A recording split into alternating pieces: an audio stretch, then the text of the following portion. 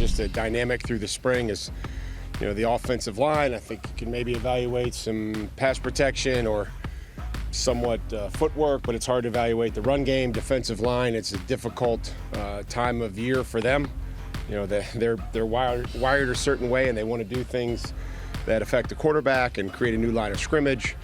And you have to pull them back to a sense. This is a passing camp. This is a non-contact camp and time of year.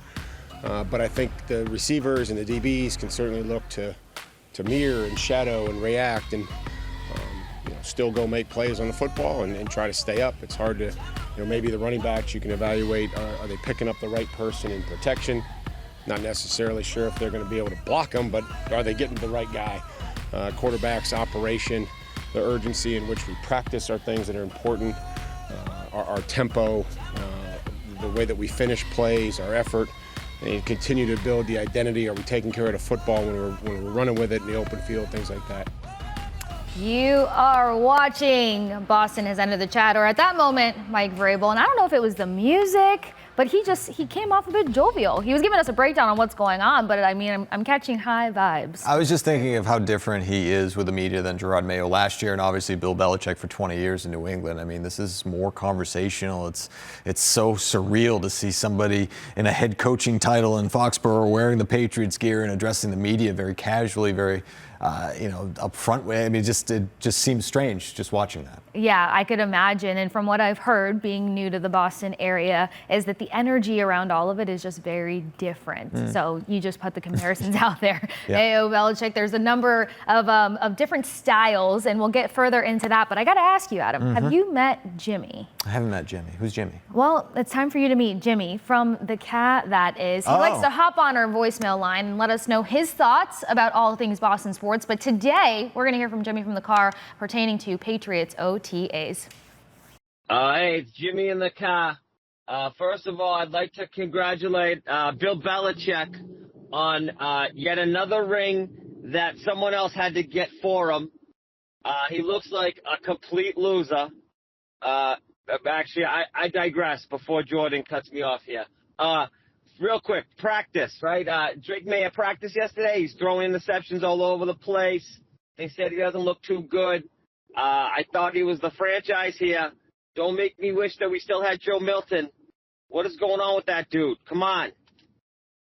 Wow, Come on. Jimmy doesn't care that they're not wearing pads and they're not playing games. He wants Drake Maye to be elite right now. Yesterday, actually. So Jimmy from the car has always got some very unfiltered, but I want to hear his Jordan Hudson fun takes, actually. I know. Yeah, call back, Jimmy. Exactly. That is if he does not get cut off. But the first thing we do with the voicemails with Jimmy is we give a thumbs up or a thumbs down to how much we align with what he said, with all of his takes. So all right. I love you. you? I love you, Jimmy.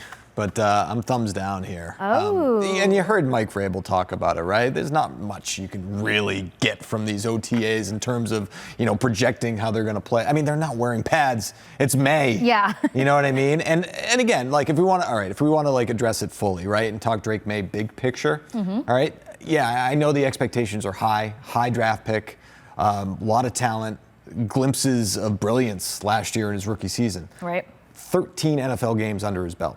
He's got a new head coach. He's got a new offensive coordinator. He's got a new offensive line. He's got a new center, right, included in that. And he's got some new weapons offensively. All right. Josh McDaniels is a new offensive coordinator, obviously. He's had a lot of success here in New England, this being his third stint here. He had success with Mac Jones back in 2021, right? And we saw what Mac Jones was after Josh McDaniels, so it didn't work out so well for him. But in terms of Drake Maye, I think there's a lot of optimism, but we also have to remember that this guy is going into his second year in the National Football League. The offensive line will be better, which is a good thing. They were dead last according to Pro Football Focus, and obviously addressing the need in the draft and in free agency.